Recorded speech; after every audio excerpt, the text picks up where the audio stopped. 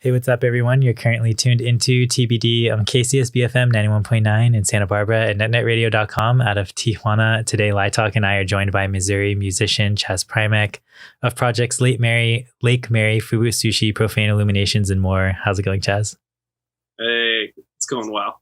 Good to see y'all. Yeah, what have you been up to in like the last last couple of years? I don't know. It's been weird and a very different experience for everyone. Last year, I'll start there. This seems smaller, but yeah, let's do it. It's been a lot. I have a day job, and so I work that like 50, 60 hours a week. Nice. Wow. And then when I'm not doing that, I'm either trying to be a sweet friend or work on these recording projects. Yeah, that's cool. Yeah. I mean, it doesn't really sound like you have much room for other hobbies and stuff, just working like that many hours and whatnot. But have you done anything else to keep you busy? I mean, just mostly hiking. Like every summer I do like a big backpacking trip. Nice. So I got that in. And that was great. It was like 2 weeks. Where'd you go? Like middle of Colorado, Independence Pass. Oh, nice. That's sick. Yeah, it's like between Aspen and Buena Vista, if you know where that is. That's sick. So how long did you guys stay out there?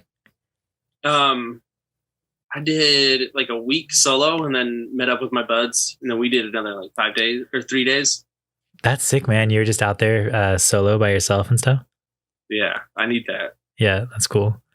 My friends and I just went backpacking in Denali National Park in Alaska. Yeah, that was fun.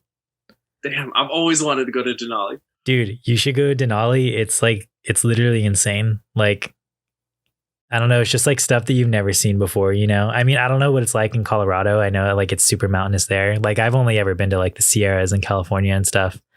Yeah. But dude, like the Alaskan range is huge, dude.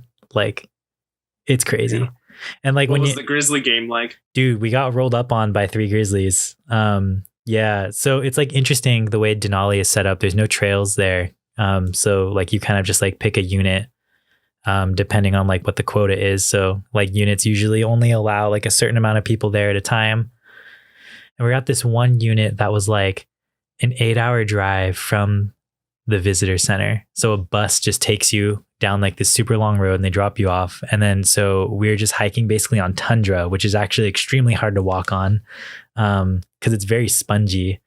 And so anyways, there wasn't very much going on in our unit. It was just like rolling hills, it was super expansive. And so we walked up this tundra hill and there's blueberries everywhere. Like I can't even describe to you how many blueberries are just like growing out of the tundra there. It's like every step you're just smashing blueberries. And so we found this nice little patch near like a tundra pool, like some water. And we were just like chilling there, like eating blueberries and just like relaxing. And then my friend's like, oh my God, dude, that's a grizzly. And I was like, wait, what's going on? And my friends are like, dude, Thomas, stand up. There's a grizzly. And so this grizzly like stands up and like looks over the hill at us. And then it obviously got scared and ran away. But it had 2 little cubs with it. Oh, yeah. I don't know if that grizzly got scared or just apathetic. Yeah, right. I know. I know. It's like, I'm going to spare these guys. Yeah. But yeah, it was sick though, dude. It was really cool. And it's like everywhere you go, even on the park road, you see like a ton of animals and stuff, which is sick. Yeah, that's so cool. Yeah, you should definitely go. You should try it. Like if you go, definitely walk up the river drainages because that's like the sickest stuff. We did like one river drainage and we saw so many wolf prints. The unit we were in had like the biggest wolf pack in Denali that like lives in that unit. Whoa. We didn't see any wolves or anything, but you know, we're just like walking because like all the animals take like the river drainages like a highway. And so we're just like following all these tracks. Big sell there. Yeah, that's cool though, man. I would really like to go backpacking in Colorado as well. Oh, I grew up in Utah and spent the last few years in Colorado. And it's just a dream. I mean, it's kind of packed now, but you can still find just spots that like where you're alone. Like on that first one I did, like I didn't see anybody. Oh, really? Wow, that's sick. And I did, I think it was Mount Elbert and Mount Hope. Nice. I think that's the ones. And then if anyone's listening and is needing to nerd out, like I think then I walked down to Big Willis Lake, Little Willis Lake, and then down. But I didn't see anybody until I got back to the parking lot. And how many days was that? That was 6 days. Wow, nobody for 6 days. I would honestly be a little scared. Do you ever get scared when you're just solo hiking? I feel like that would scare me. Sometimes. I've definitely gone solo hiking and then left. Oh, really? Yeah. Oh boy. Yeah. Let's take us off here, Beck. So, Chaz, in the past, you haven't been, I don't want to say interview averse, but probably the best known interview or best place to get to know you comes from a piece that you did with Tome to the Weather Machine. And that piece is lovely because I think we've even touched on it here with just this long excursion into parks, how much you enjoy a nomadic lifestyle. And you've moved around a lot. At the moment, you're currently settled out in Missouri, but you had lived out in Ojai, not too far from Santa Barbara. How did you kind of end up going from Ojai to Missouri? I suppose. That's a long story. Take the truncated. But yeah, well, I grew up in Salt Lake City, Utah, and then from there, we'll just drop it all. And I moved to San Diego, and then back to Utah, and then to Colorado, and then no, from San Diego back to Utah to Ojai, back to North Dakota to Utah to Northern California. No, back to Colorado, then to Northern California, back to Colorado, and then I met my sweetie from Missouri, and that's what brought me here. Oh, nice. Oh. Dude, that is insane. Like, how do you manage moving that much? Like, that's sick. That's like 10 moves. Yeah, dude. Like, when we wrote this question, I was just like, all right, we can like choose a place and dive in. But it's like, dude, you've been to like 15 different locations within like. Yeah, it's been a weird one. So I guess like maybe like what was like your, I don't know, most favorite place you've been, I would say. Oh, man. Well, Colorado felt like home. For sure. Okay. I was living in Evergreen, Colorado. Nice. Wow. And like steeped in the music scene there, and like had time to both like be really creative and also to like help be in my friends' projects and go hiking a lot and stuff. Like, yeah, I had a great situation where I only had to work a couple of days a month to make ends meet. Wow, that's amazing. Yeah. There was a lot of things I was doing without. For sure. Like I didn't have a car, but I was living in the mountains. So I hitchhiked down to band practice a lot. And that's sick, dude. It was goofy. I met a few really amazing people who I'm still in touch with, but I met a lot of like wild people while hitchhiking. Yeah. What's tell us a crazy story about hitchhiking. Like what's like who's like the craziest person you've met, or just like most interesting, or like feared for your life, or like, I don't know, just something cool. Man, I met some really I met some really wonderful people who like ended up becoming friends or coming to shows, and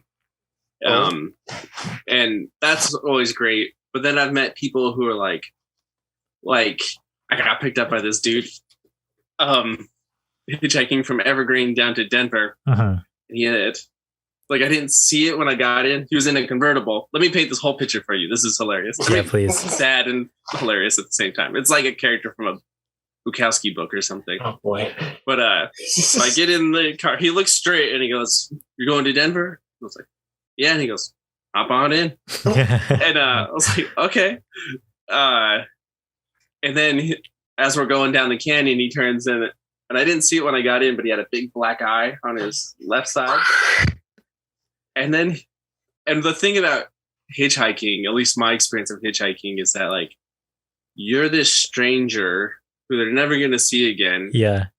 And so they feel there's this strange phenomenon that happens where people feel like they can just unload onto you.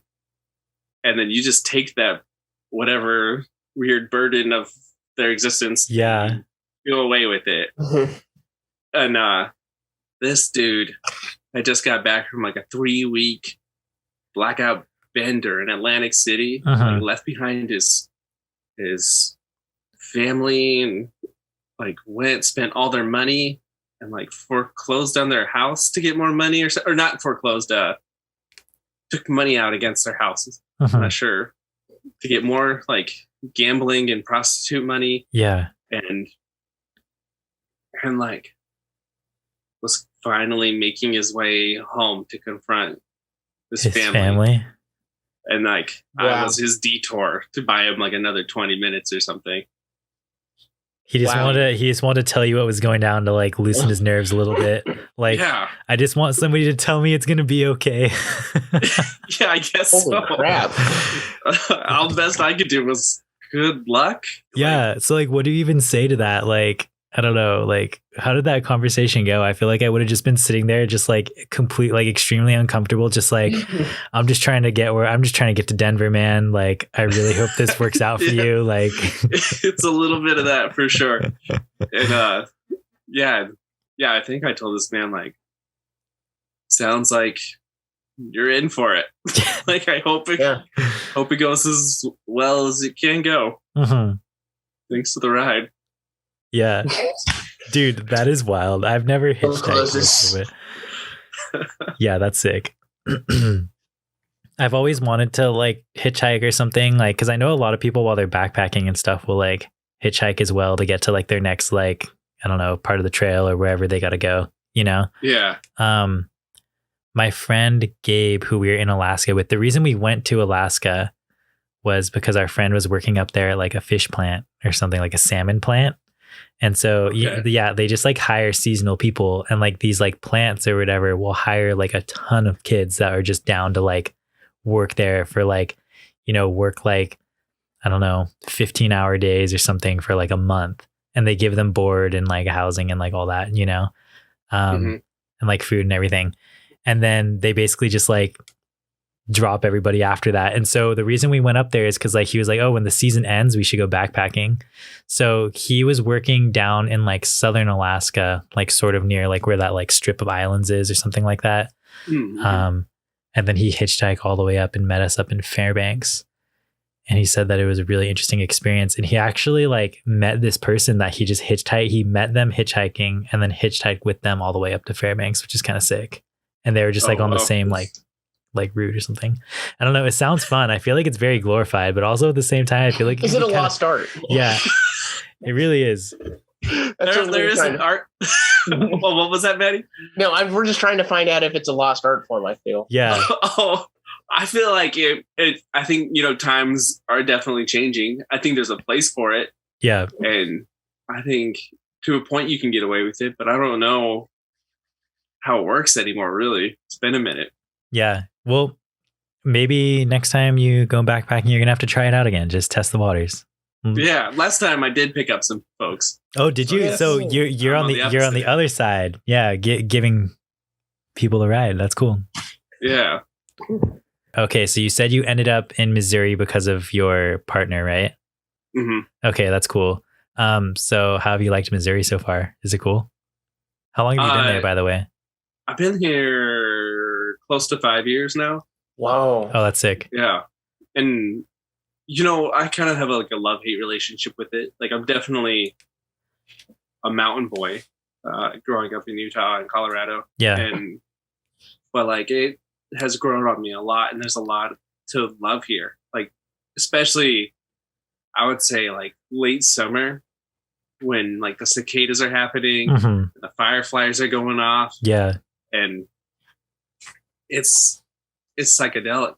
It can't be beat. Yeah. I was just talking to my girlfriend last night when I was like drafting up our little template here of like questions and stuff. And I was like Jess, dude, the artist we're interviewing tomorrow is from Missouri. And I was like, for some reason, feel like I just never hear anything about Missouri for some reason. I don't know, dude. Like, what else do you do for fun there? Like, what else is going on and stuff? Well, Missouri's kind of, at least Columbia, Missouri, where I'm at, it's kind of like a very much. I guess that's like a city, right? So it's like any other big city, wouldn't it be? It's like a college town. Okay, I see. Yeah. You kind of have to make whatever you're going to do. I see. So like I go hiking a bunch, but the big thing that we do is my roommate runs a music festival here and does a lot of booking. And so we spend a lot of time doing that and working on music and looking at bugs and stuff. That's sick. Yeah. So I guess like when we were chatting with Dan Weich the other day, you said you're listening to that one. He mentioned that you farm goats and stuff. So is that like your day job? That's one of my jobs. Yeah, I do that. So how did you get involved in like goat farming? Is that like is that exactly what you do? Is it like goat farming or is it like, I don't know. Yeah, it's we make goat cheese out of the goat farm. Okay, that's another thing I was going to ask is like, so is this like, do you live on a farm or something? For some reason, I was thinking you like lived on a farm and they were just your pet goats or something. I don't know.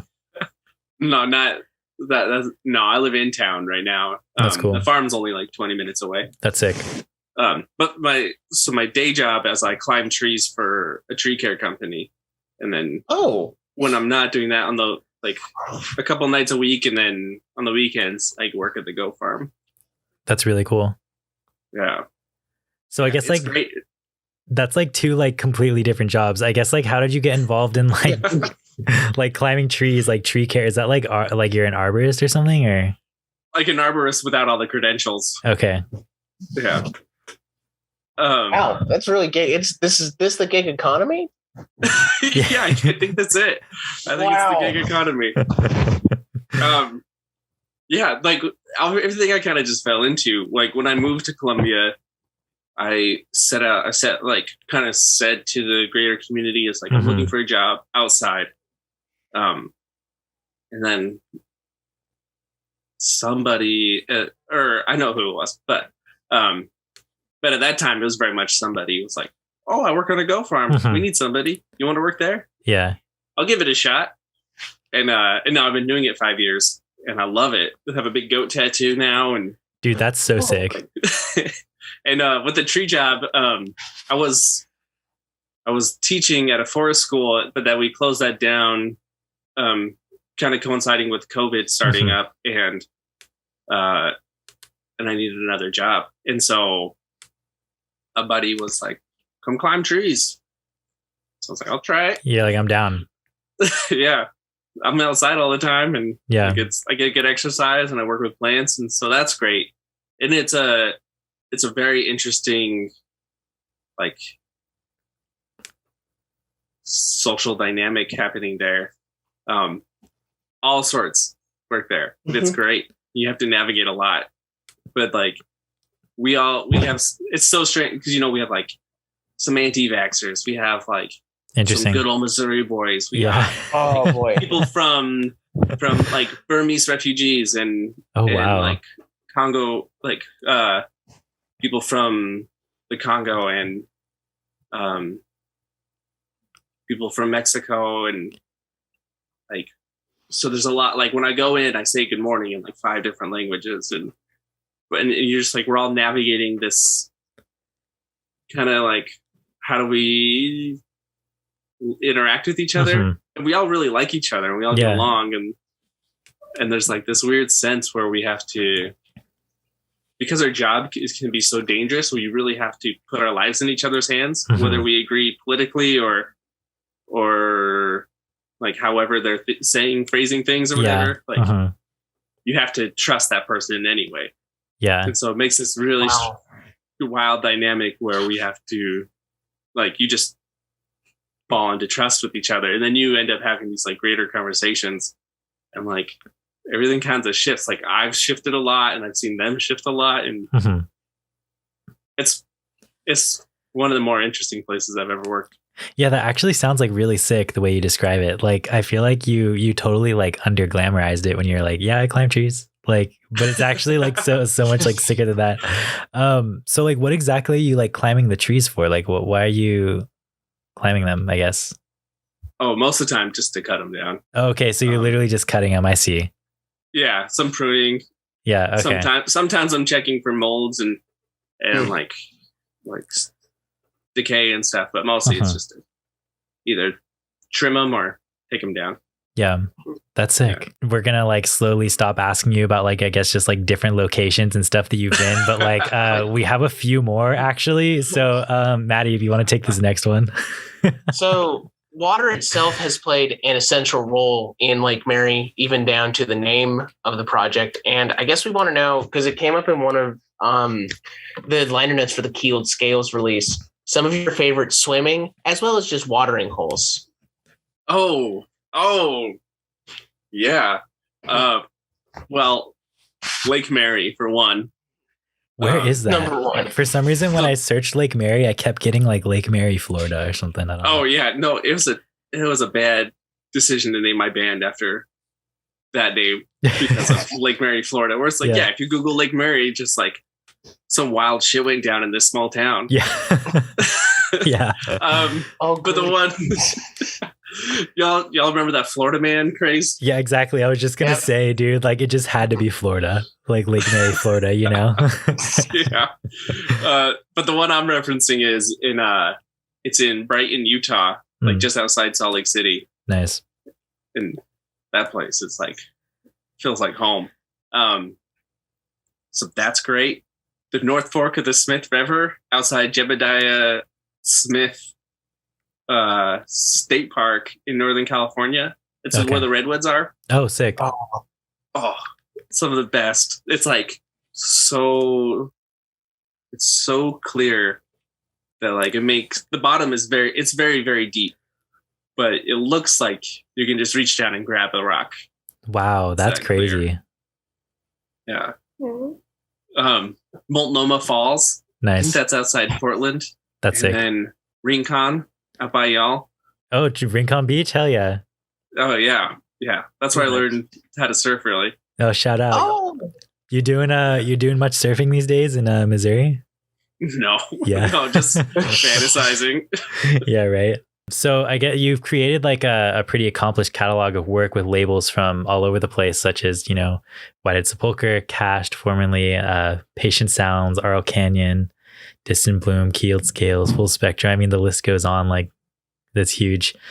So I guess like what were your beginnings as a musician and what were some formative music moments and inspirations? So like we'll bring it back to the very beginning. Oh, yeah. I grew up like very, very much surrounded by music. Mm-hmm. And I got my first guitar when I was 8. Mm-hmm. And I started taking guitar lessons when I was 11, I think. 11 or 12.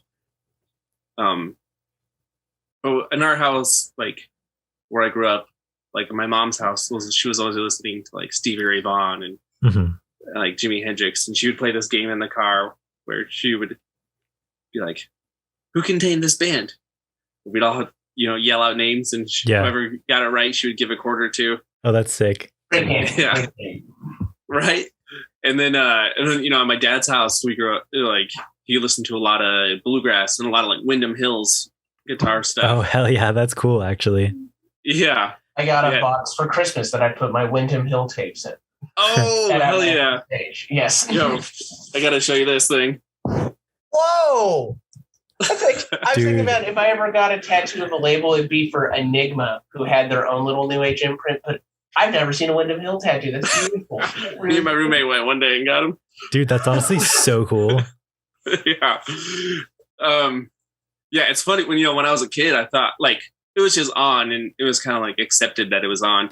Yeah. And then as I got older, I thought it was like instrumental guitar music like that was the most boring shit. Yeah, it turns out it's great. Yeah. It's really exciting. It's a great catalog. I found a harp album on it as well as a Tibetan monk. Oh, chanting. yeah. And to me, it's like the depths of like they had that distribution, they had that ability to put those out, and they were just so sincere. I'll take it. All right, it's so good.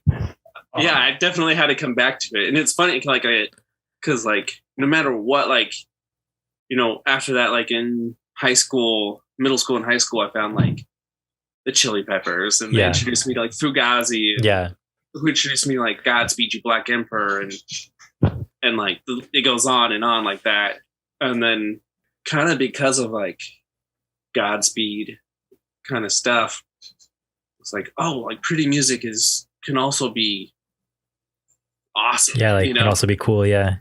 Yeah. And then I started to find my way back to guitar music. And I think like the first one that really got me was seeing Khaki King. Do you all know her? I don't know if I do. Oh, she's kind of like a finger tapping extraordinaire. That's cool. Like a folk Eddie Van Halen. Well, she's more, I don't know. The comparison's goofy, but she's amazing. But seeing her on like Conan O'Brien or something, it's like blew my mind. Yeah. Oh, she has so much attitude, and like I relate a lot to this person rather than Will Acker. Or I don't know. That's like, where is it? Windham Hills from? Like Sacramento or? Yeah. No, I believe it was right outside of Sacramento or Berkeley. Yeah. Oh, Berkeley, I think. Yeah.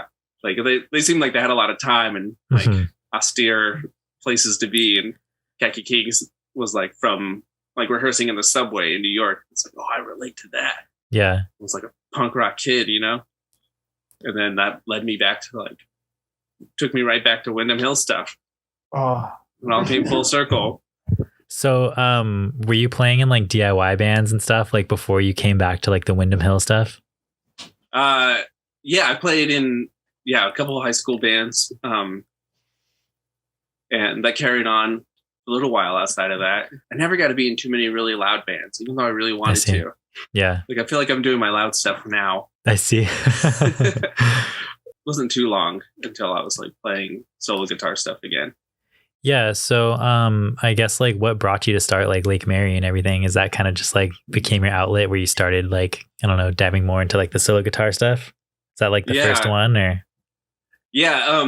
It kind of became, or it was like place for me to put like kind of my heart projects into. Like I don't think I knew it at the time, but as time evolved, I realized that it was this container for me to put like process things in.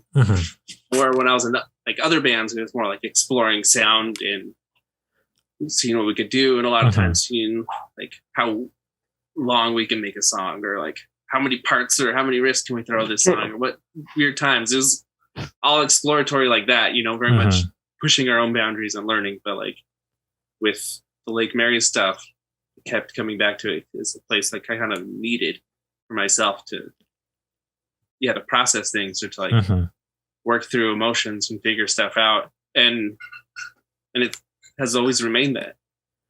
I guess like how has like Lake Mary changed and stuff with like all of the different experiences that you've had in terms of just like moving to like 25 different places? You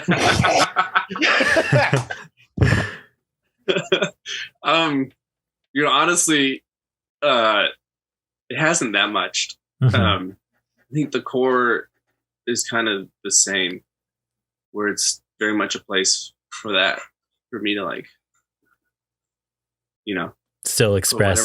Still express and like, you know, that's cool, man. So I guess like, how do you like Missouri in terms of like the music scene and stuff? Like, do you feel like you fit in well with that scene or? Yeah, I think that, I mean, Columbia, Missouri, I think it's sick that you guys have the experimental music festival. Like, I feel like there isn't very many of those, and it's like crazy that it's just in Columbia. I don't know. Yeah, it's cool. It's a really special thing. I think, you know, like this community really cares about each other, and it's awesome. There's some bands here that I wish everybody could hear. Yeah, and hopefully they do.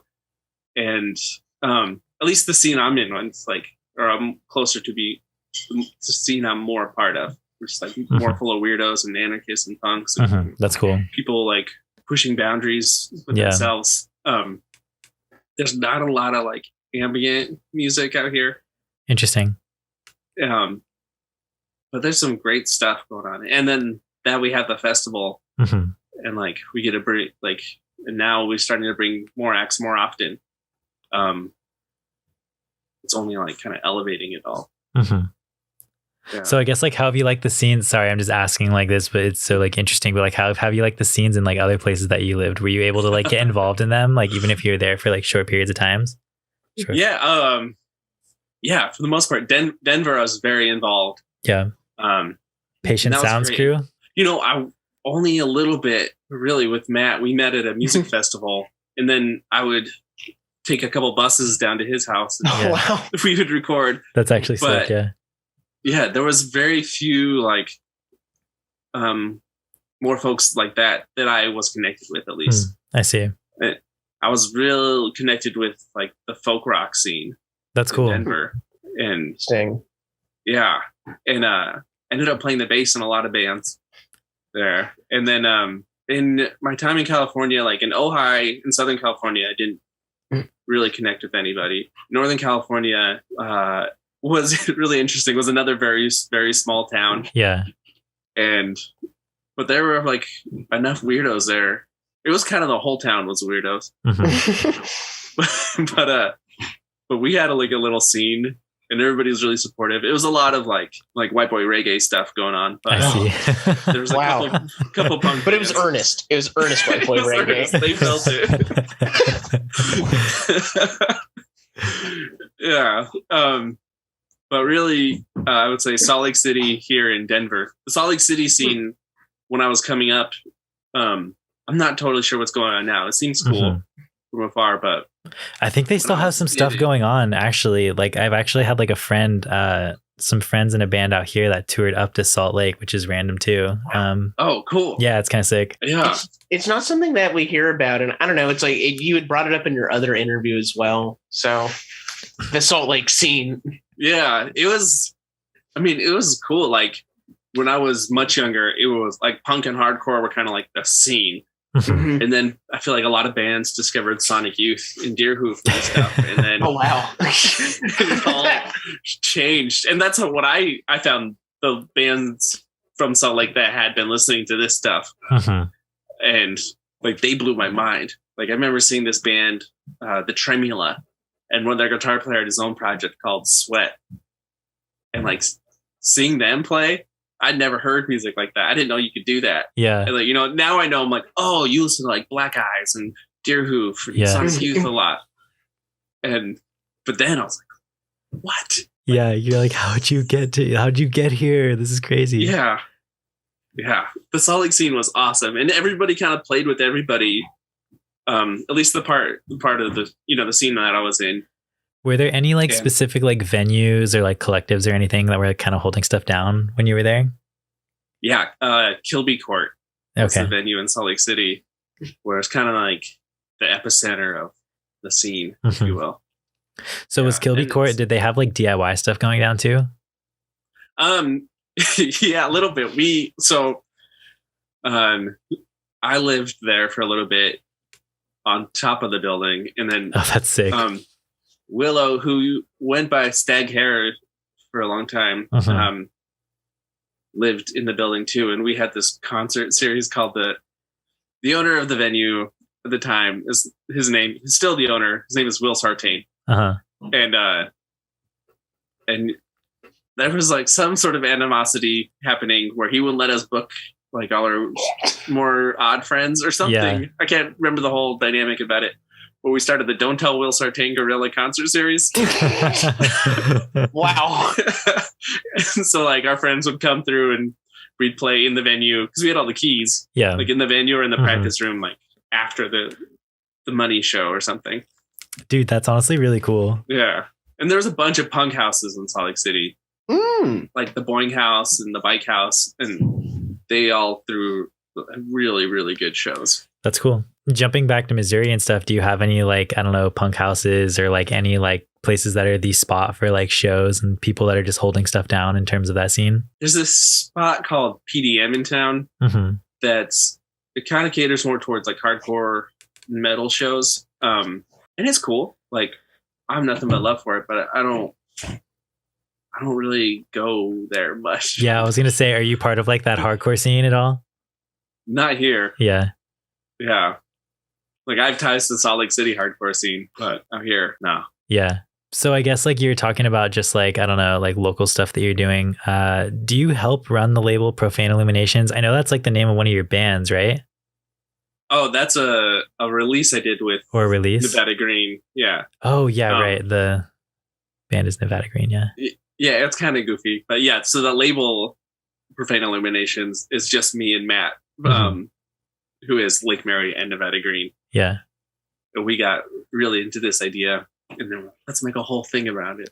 And yeah, so we run it. And the whole idea behind this label is really to get artists to collaborate, make these sidelong pieces. But we haven't been successful at that. But we have a lot of great splits coming out. Oh, that's sick. We did one with Patrick Shutarishi and Luke Stewart, which blows my mind. Yeah, that's an insane collaboration. Yeah, that's wild. The cover's a bit of a lie, though, because it implies they're both playing together, but they've never been in the same room together. And, that really takes, I think, it out for me as a listener, but I still love it. Good to know. That's some good feedback. I'll take it up with the bosses. Thank you. No, we have some really cool stuff coming up. We do have a collab LP coming out with Matt Christensen and Ben Klopik from Chicago. Nice. And we just got the test press for that, and it sounds awesome. How long did you have to wait for that test press? Not too long, actually. That's sick, actually. We got it. Yeah, we beat the whole Metallica thing. Nice. Congratulations. Hell yeah. Thanks. And then we have another one with Lauren Connors and Scott Tuma that'll come out. That's awesome. And then we have a few more on deck that we're just waiting to announce. Well, I can't wait to see what you guys come up with. That's Profane Illuminations. So you're saying that what's Matt's last name that runs it with you? Crook.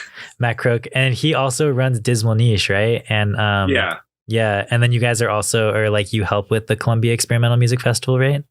So that's ran by Matt. And I'm on the board. Okay. Help with fundraising and booking and stuff. Yeah. Do you want to just talk a little bit more about the Columbia Experimental Music Festival and stuff? And like what your involvement was with that? It's sick because you guys had like the first and like only food sushi performance there, right? Yeah. That's a funny one because I was like, with this year, I was much more involved with the festival. And I was like, I kept telling the dudes, I was like, y'all, I'm going to be so busy. Yeah. Like, I don't think I want to do it because I know I'll have to like, oh God, so much and do all the stuff. And then finally it's like, Matt kind of was like sneakily held out. Like, you sure you don't want to ask again? You don't want to do it? And I was like, I'll ask. I bet they'll say no. And everybody was like, fuck yeah, we're going to do it. And you're just like, damn, man. I mean, a little bit of column, a little bit of like, oh, that's so you're just like, great, like, so guys. I know. Yeah. At the same time, you're hyped though. That's cool. But I mean, like Patrick, we already had Patrick booked for the fest, and then Chris was going to come out anyway. And so Matt just had to make like a 6-hour drive. So we're like, all right, let's do it. And it turned out awesome. It was so much fun. That's so sick. Yeah. But yeah, so the festival takes place every fall in like, it's called the Columbia Experimental Music Festival. That kind of as like a catch-all for whatever we feel like would be awesome to have that year. It's in its 6th year now, and it's awesome. Like this year, we brought, it was like Patrick Shutarishi and Armand Hammer. Yeah, wow, that's sick. Wow, yeah, that's crazy. Yeah, that is a great build right there. Oh my. I was like done after that. That was that was the second night. First night was some students from the new music department at the college here and Ami Dang. And then the second night was Patrick and Armand Hammer. And the third night was Fubu Sushi and Clarice Jensen. Wow. That's sick. Right. And then the fourth night was Tom Nguyen and Yellow Eyes. Oh wow, that's sick, dude. Yeah. That's cool. And it was amazing. And it was all like the second and fourth night were in this chapel that like is just a stunning bit of architecture. And it sounds incredible in there. And then we have, it's funny, our landlord is our sound guy. And so that's really funny. But he does great. And he's, like his thing is it's all analog sound, like nothing hits a computer. Oh, that's cool. And he like works the room, so you're not gonna get an experience like it's a full. I don't know. It's more of like a living experience than setting up like a PA and just having a couple speakers blasted you. Yeah. That's cool. He's like actually like listening, actually present in the music, like seeing what sounds best for where you're at in the room and everything. That's really sick. Yeah, like with Yellow Eyes, I think he just mic'd the kick drum, and like that might have been it. Wow. And the rest of and local mics, and then everything else was like their amps just cranked. That's so cool. And it was pummeling. So how did you guys go about like choosing venues and stuff? I know you said you played in like a church or a cathedral or something. Yeah, we kind of try and stick to like these 3 venues. They're all very chapel-esque or chapels of different kinds. And they hold different sizes. Mostly because they sound great and are like it's really fun to put and interesting to put different sort of acts in these places that are usually very like reverent or something. Yeah. Like with the Arm & Hammer show is really interesting because you are in this like really reverent space and it kind of like we're all kind of programmed to be polite in it. And then you have a group like, you have like Elucid and Billy Woods. Like, saying this wild anti-capitalist, anti-academic, like just slinging it to you stuff and like boom bop beats. And it's great. Yeah. That's so like, sick. It wasn't until they made everybody stand up. They're like, stand ups. Let's change the feel of it. Yeah. Oh, everyone was sitting down for the first like half of the set and it was like very, golf claps and like quiet. And also Patrick had just played like a gut-wrenching set before that. So yeah. But then then they're like, wait, like stand up. We're gonna change the dynamic here. Like, yeah, this is the church, but we don't have to be church-like in here. Yeah. Yeah. So we love changing like the architecture of a space by who you put into it, like what energy you bring in there. That's really cool. Up to now, we've had 3/4 of the remote project known as Sushi over here on TBD at different seasons of the band. Could you yourself elaborate on your experience, how the writing developed over the last 2 CDs? Over the last 2? Yes, in particular, the last 2. I think we had on Patrick after Setsubun, so. Oh, awesome. Man. How did it even start, by the way? Like, how did you guys even start like collabing like that? Oh, I think what had happened was, like Patrick and I had done something together, and Patrick had something out on Patient Sounds, and Chris has always worked with Matt, and Chris have always worked together, and so it all kind of like coalesced around the same time. And Patrick and I have a track we released for like a week to raise money for a friend's family, but it's coming out later. I sent it to Matt, and he immediately wrote back like, "We got to start a band." So the idea was just to do one record. Yeah. But then kind of like, let's do that again. Let's do it again and again. Yeah. And then after we did the 4 seasons, we did the long form editions. Yes. It was that bonus one. And but like I think by the last 2 we were kind of felt free to explore a lot more. And like at least I did. I felt it's like I felt like I could bring a bunch more ideas and like Stranger Things and more parts and segments to the group and kind of be like, good luck. I don't know. And like I think we'd have like at that point developed a lot of trust, like kind of whatever we're gonna put down, somebody's gonna make cool.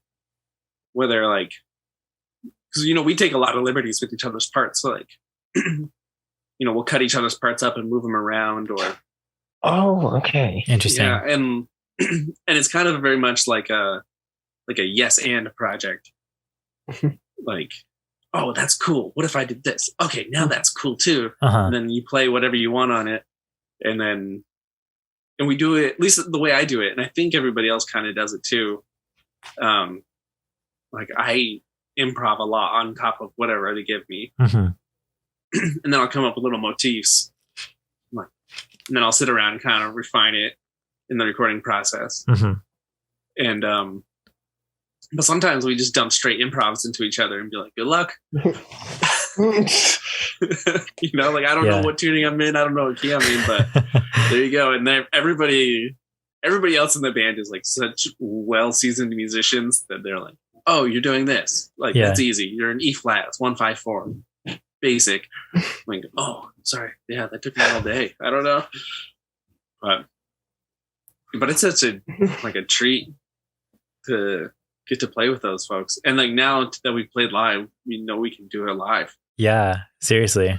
So when you played live, was it like all like improvised still? Like how did that work? Because I feel like it must have been so different, I guess, just, you know, cutting and I don't know, changing people's parts, and I don't know, because you can't do that live, you know? Yeah. No, it was very much like a stripped down like quartet version. Mm-hmm. Mostly piano, guitar, saxophone, violin. Mm-hmm.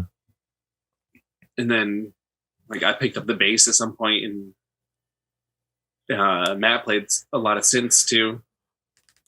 And but what we did for that first performance was kind of like we chose one song from every album and then some new stuff, and kind of like learned enough of like the spots where we were like, we know that that's this song. And hopefully if you've been following along, you'll recognize it too. And then we can take it off and like pull it apart and get free. And so it's like compromised music. That's cool. Yeah, so we're like, you gotta hit this, but how we get there is kind of up to us. So did you guys like do a bunch of rehearsing beforehand? Because I don't know, didn't you say that you guys kind of just like met up like, I don't know, that day or something and did the performance? Yeah, like we rehearsed like 2.5 times before at my house with my very out of tune piano. Nice. And we ran through the set all together finally at soundcheck. Okay. Yeah. And it worked. It was great. That's cool. Yeah. With that set, the tracking of it, I'm assuming you were playing pieces from across the 4 volumes. So how did you track that also just on the CDs? Did you know, like, okay, were there songs that you had saved or kind of ideas that maybe started in December, January, but didn't show up till later?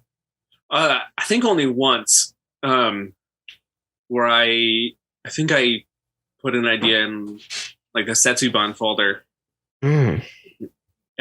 But we had like, for the CDs, Matt was very particular about like this is how much time we're allotted on the disc. So I think one track we had moved over to the next one.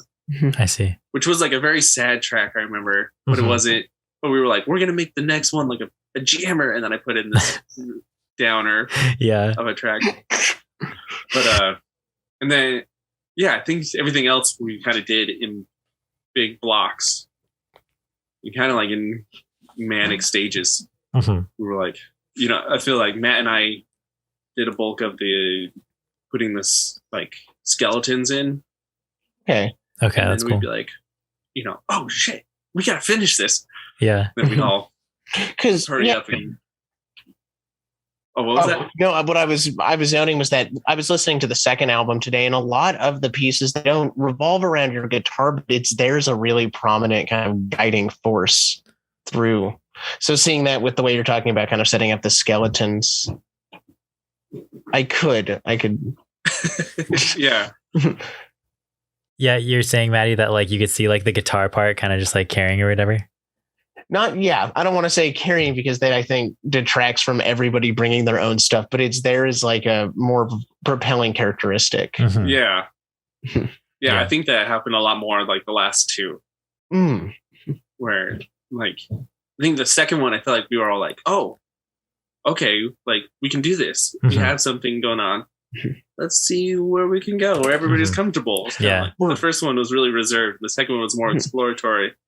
And the third one felt good. I suppose like any kind of because you all were listening to music at that point. Was there stuff that you were sharing or kind of riffs and ideas that came from just what you were listening to? Yeah, I mean, we haven't shared a ton of music. But I know I was listening to before. I'll bear it all here. But like before I record for Fubu Sushi stuff, I always listen to this guitar player, Shirley Tate. She's from the bands Maisha and Narisha. Oh wow, that's sick. And a few other ones. Big in the London jazz scene. That's cool. Okay. And she's just my hero right now. Yeah. And so I've like, especially in that genre.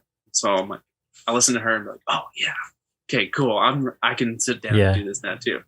So a lot of it is me just trying to do my best, like Shirley Tate and Pat Metheny impressions. That's sick. Yeah. I know that like you worked with Matt Sage on like a Patient Sounds like collab tape or something. It was called like Lake Sage. Am I remembering that right? Oh, that was a track from it. Which one?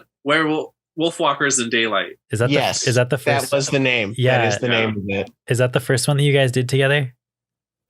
Yeah. How was it? Yeah. I don't know.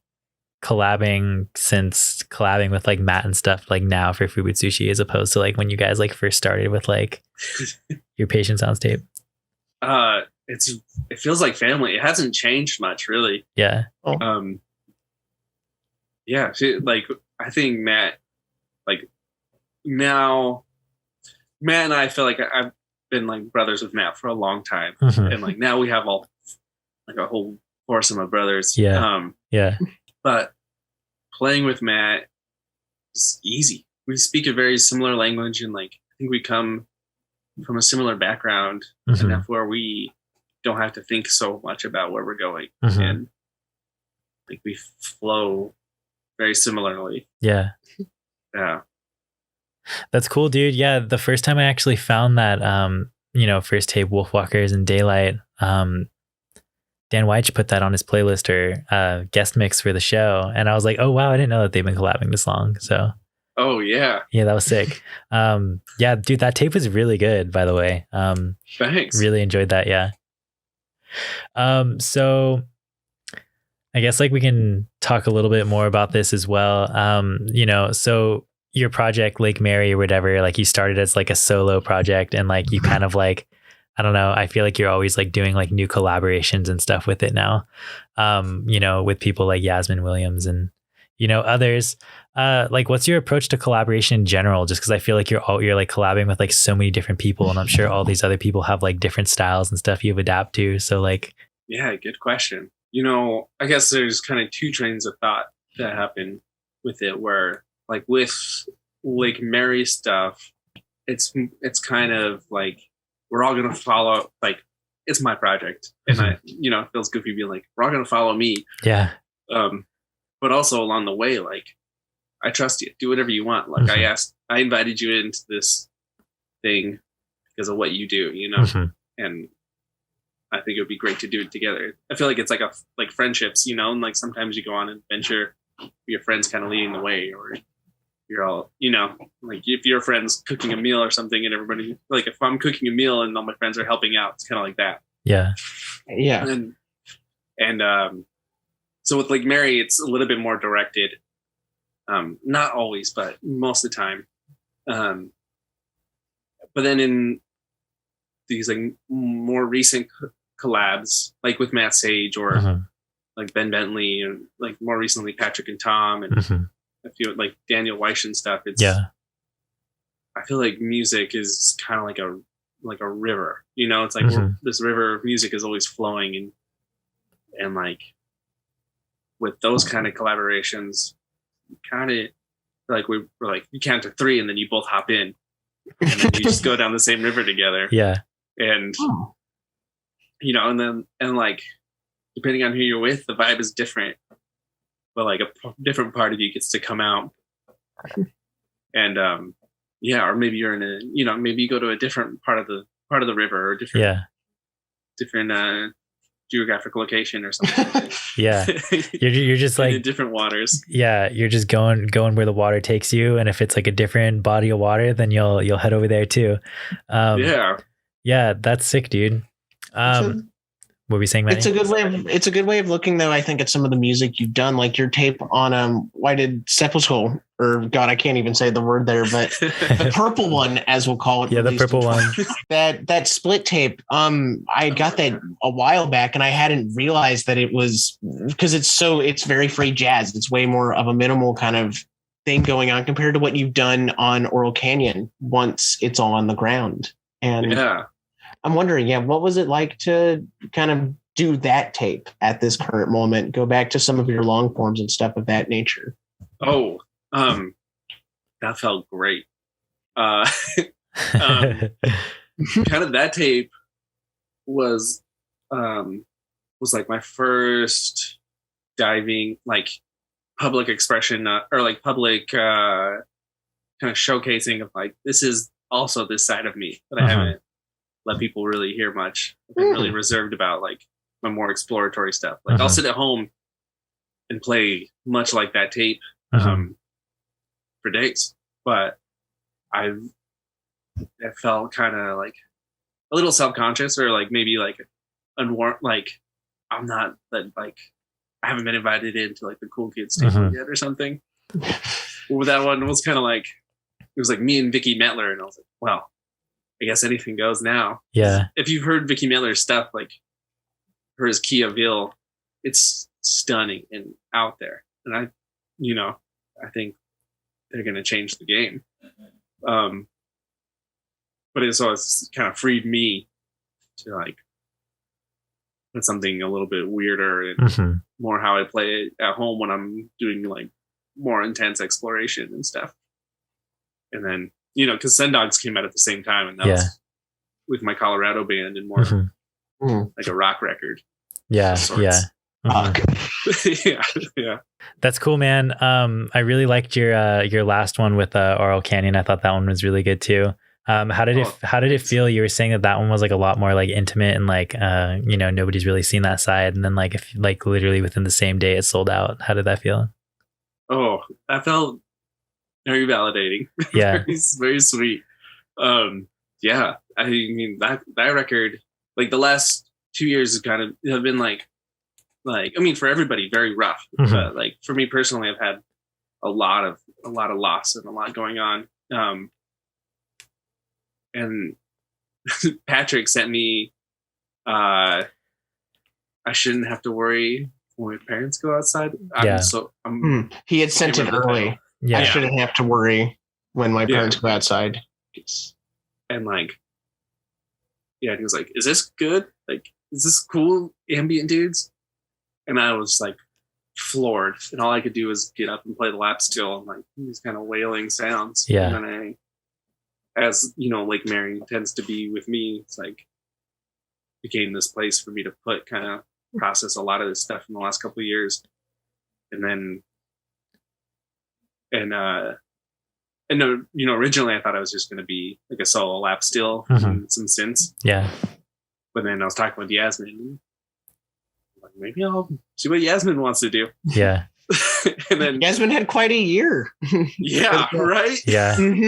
Yasmin's on top.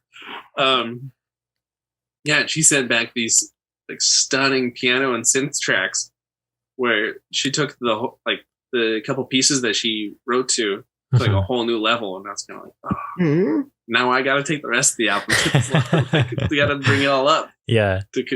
But I mean, for the betterment of it all, and for the betterment of like my heart in that space too, where everybody really did such an amazing job and was so tender and listened really well. I think it's something to be said about like there's times when you're like going through things and you feel very much alone, but more often than not, I feel like we're in this together. People can relate, and that's what I feel like collaborating with the Lake Mary stuff is. That's awesome, dude. Yeah. Well, I think that brings us to about the end of the questions that we have for you, but we actually have quite a good amount of listener questions if you want to take those. Oh, sure. Yeah. Okay. Are you ready for it? Let's do it. I'm ready for it. Lightning round. Okay. So this one says Romulus or Remus?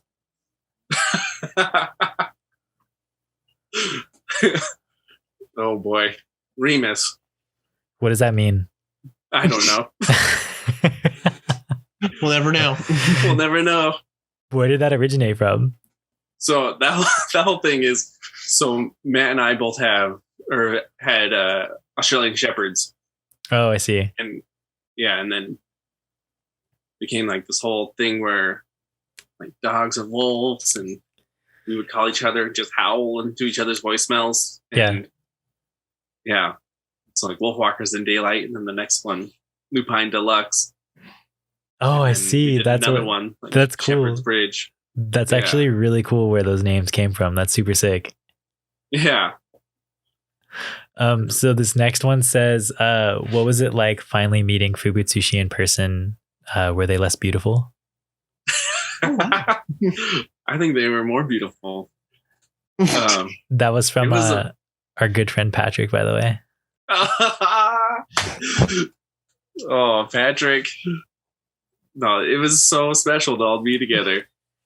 It was. So we've had this infamous group chat. I'm sure they've all talked about it. Yeah. It comes up in the liner notes after this, I think. Oh, yeah. Yeah. And like meeting each other was just doing that in person. Yeah. Just like stupid jokes, goofery, like band practice. I don't think we even played through the whole song all the way without making jokes about each other. That's really funny. It was great. It was so special. That's cool, dude. I want to experience that, and just like having these homies that are just like Zoom friends, and then you finally get together and you're just like, dude, what up? Like, you know, I don't know. It's sick. It must be sick. It just sounds sick. Yeah, it was beautiful. It was great. So we got another Patrick question here. This is actually a staple around these parts.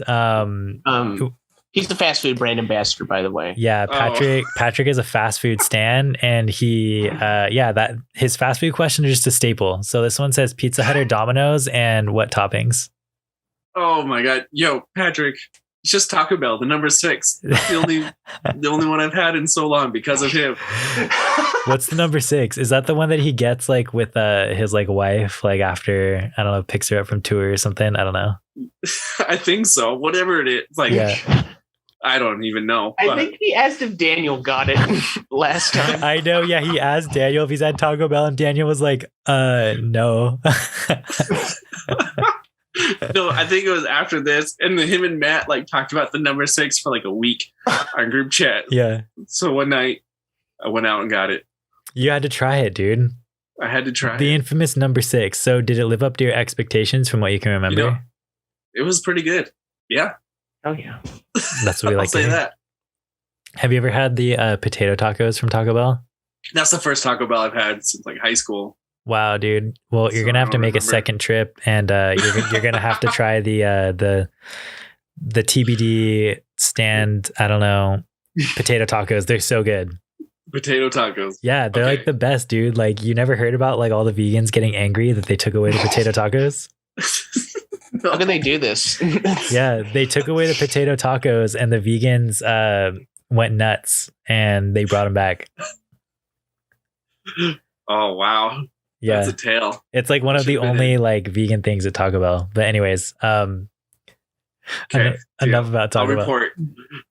Yeah, let us know how it goes. We'll have to get like a follow-up segment called like Chaz tries Taco Bell's potato tacos. We could do like a whole documentary where I'll try all the fast food that somebody recommends. Yes, that'd be sick. Give reviews. Dude. Oh my god, that'd be dope. Anyways, that segment, if we did a segment like that, it'd really remind me of that podcast Doughboys. Have you guys ever listened to that podcast? I've heard of this podcast. You should listen to Doughboys. It's really stupid, but they just review fast food with like really famous actors and stuff. It's honestly kind of funny. Anyways, Doughboys? Doughboys, dude. Chaz, you're also gonna have to get back to us and let us know how you like Doughboys. Anyways, we really got to move on. So this next one says, what's John Frusciate's best song? Yeah, for the fans out here. I don't know. Did I pronounce that right? Frusciate? Oh, maybe Frusciate? Frusciate? Okay. We don't listen. We have been fed these Red Hot Chili Peppers tracks through our radios, but we do not engage. That is so funny. Oh man, John I don't. You know, honestly, I've been really into him and Omar Rodriguez Lopez. Just put out an album from Mars Volta. Oh hell yeah! Hell yeah! Yeah, and it's just them two wailing, and it's amazing. It's so good. We love a good whale. Love a good whale. Are you going to be going and seeing them in 2022? I couldn't afford tickets. Okay. Well, we got tickets under your seat. Oh! What? Hell yeah. We take care of our guests. So if you're on TBD, just know you're getting hooked up with your favorite artist concert tickets. That's a new thing for TBD 2022, by the way. Anyways, this next one says, has being so expressive always come easy? Oh, good question. No, I don't think so. I think in certain realms, like with music, yes. I feel like I don't have a choice. Mm-hmm. In other realms, parts of my life, not so much. Like what? I don't share. I mean, maybe in my private time, but like I don't share like a lot of my poems or paintings or something. Or Oh, so I also never asked this to you, but when you were on the other side of hitchhiking, were you expressive? was I expressive? Yeah, when you were like driving people, you picked some people up. Were you just unloading, being expressive? Oh, no, I think I did a lot of asking questions. I think. Oh. Yeah, that's sick. I'm not an unloader. I'm more of an inquirer. Yeah. Well, okay, so this next one says, what limits, if any, has he found in building these incredible worlds / soundscapes? Ooh. Hopefully none. The sky's the limit here. Yeah. Thanks. I don't know. I guess the only limit is what I can think of is like my ability, my like actual musicianship. So have you ever found yourself in like a position where you're just like, I have this sick idea, but I just can't do it myself? Or do you just like do it? I don't know how that works. I don't play instruments. I think I cater to my own ability. Yeah. Or I practice and figure it out. That's cool. For the most part, like when, I'm writing for like Mary or Food Sushi, it's like very much my own style and where I'm at. Yeah. And I'm like writing as I progress. Mm-hmm. And I do challenge myself a lot to like try and figure out different picking patterns or tunings or be a better player overall. But like there are definitely parts of music that I'm terrible at. Like what's your weak spot, or I don't know, your weakest quality? This is a job interview now. Like if someone put sheet music in front of me and was like, read this, play this, I would just turn down my guitar and hope they didn't pay attention. Yeah, hope they weren't listening. Yeah. That was me all in high school band. Oh, same. I was just like, I really hope they don't actually hear my part because I'm about to not do very well, Did you play guitar in high school band? No, I played bassoon. Oh, sweet. Yeah, it was pretty cool. I was in like the middle school jazz band, and I only knew my E pentatonic scale because that was like the blues scale.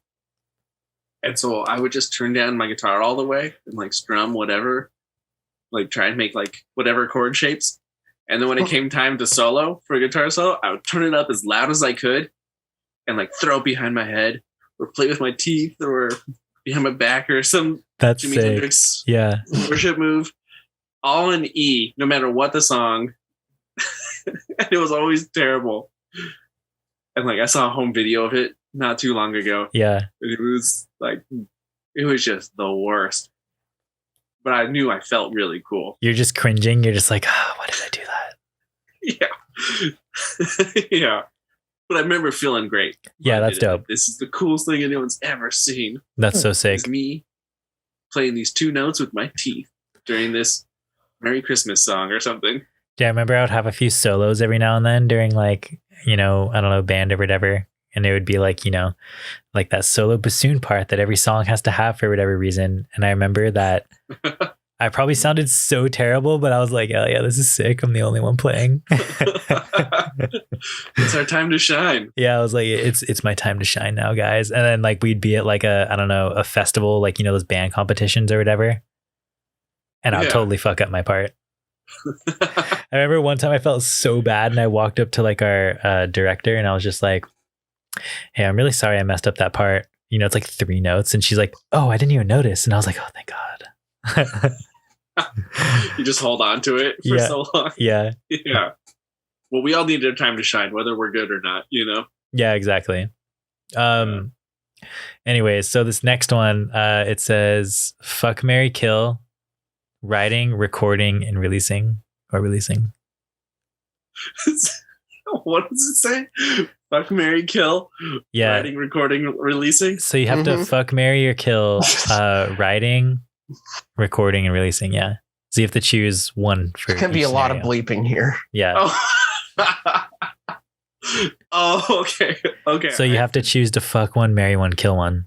I have to kill writing, releasing, or what was the third one? Recording. That's all lumped into one.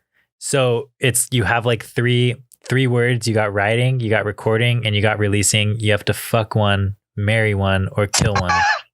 Oh. Or you have to choose one for all 3. So which one would you fuck, which one would you marry, and which one would you kill?